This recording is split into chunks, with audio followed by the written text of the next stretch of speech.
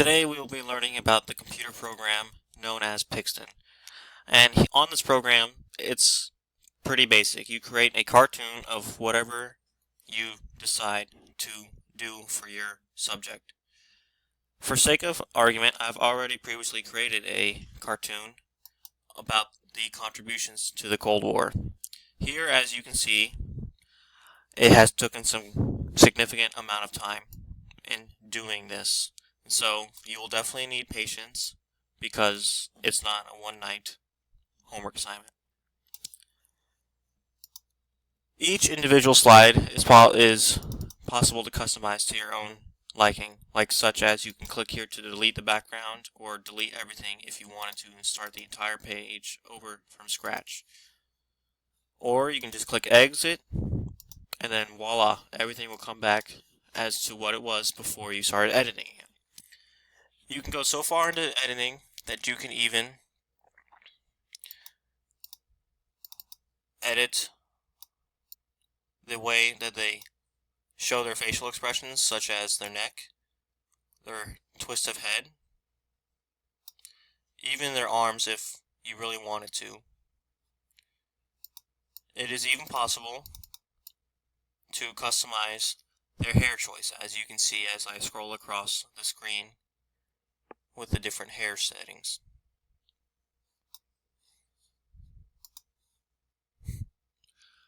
Also, you may be able to adjust any of the features inside any slide to whatever size you want it to be, such as this cup here.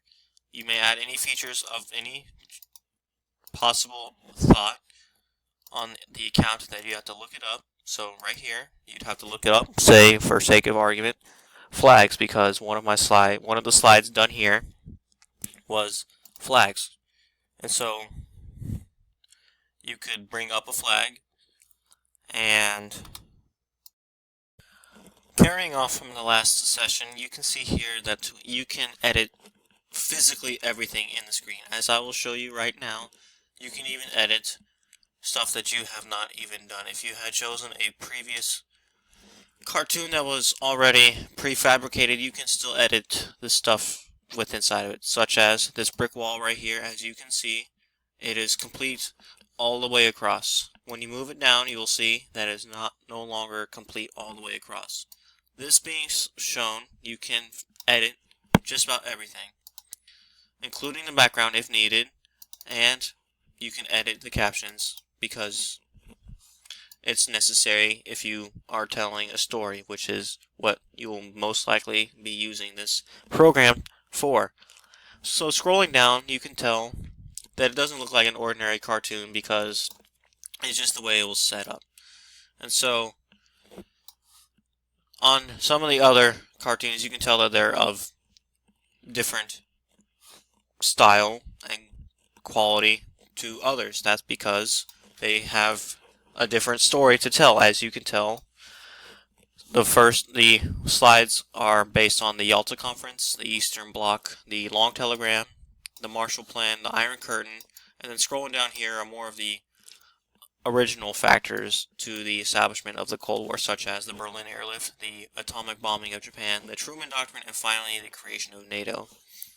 Here you can see that you can have unlimited possibilities of props to work with in here, such as this cloud created from this bomb exploding when hitting the ground, or as in the Berlin airlift cartoon, you can see that the sizes of the boxes are actually shrunk to what they were originally, as you can expand them to as big or as little as you please in order to help them fit in actual setting to make it more fitting. And then over here you can see you can even adjust the size of the flags if you want to. Like this flag here from Turkey, you can adjust to make it bigger or to cover the whole screen, or adjust it to make it extremely small, but you cannot make it too small to the point where its significance is diminished, because that would be ruining the whole reason for making the cartoon, as you will not get that full, complete story as to why you have it on there. And so you can, here, with this fellow here, you can adjust his hand. You can choose a hand, whether it be this one or that one, but you can stick with whichever one you want. And then you can choose the arm side, whatever. You can work with unlimited combinations to your own liking. You can make him look like he was in a fight, he was attacked, or a plain old businessman working in a office, such as President Truman right here. And then also you may work with complete slides, such as the one here, as represented by the man here who is representing Winston Churchill. He here is giving a speech, as you can read, and you can customize even his eyebrows if you really wanted to. So shown here, you can make it of any kind you want. You can even customize the eyeballs, shown here, and even go so far as to, as shown previously, twist his head, but you can even go so far as to choose what kind of mouth that he wants in order to actually show facial expressions to give your cartoon more life. And now, after everything being shown to you, you kind of have a very good understanding of how to actually use this program here. And so, to summarize it all, you can work with everything in this piece. You can work with the background, you can work with the props, such as the wall here.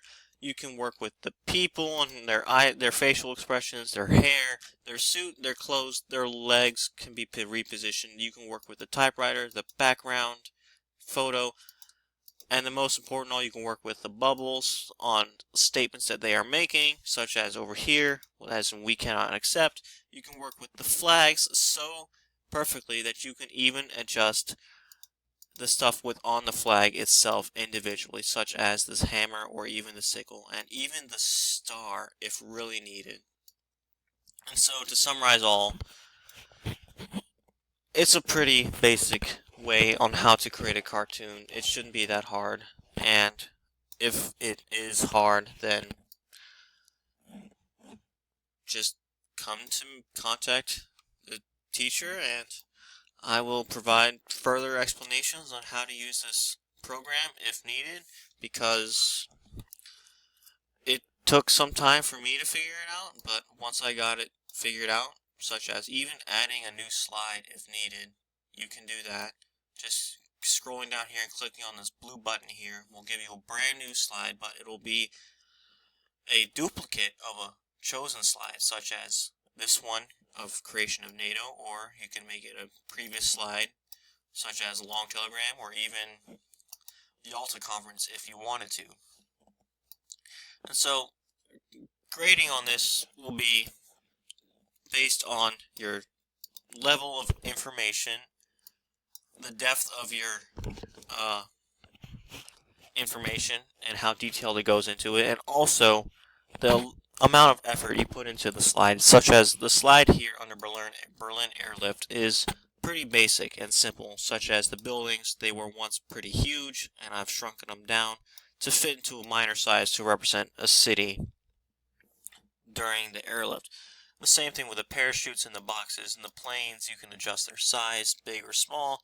It all depends on how detailed you want to be. And it doesn't have to be just for the Cold War. You can use Pixton for any subject of any kind. It can be over civil rights. It can be over the history of the English language. It can be over Shakespeare, Tchaikovsky, anybody or any subject, such as even what killed the dinosaurs. And so, in conclusion, it's a good program to use and can be used for any possible subject to express a better way of teaching a subject. Thank you.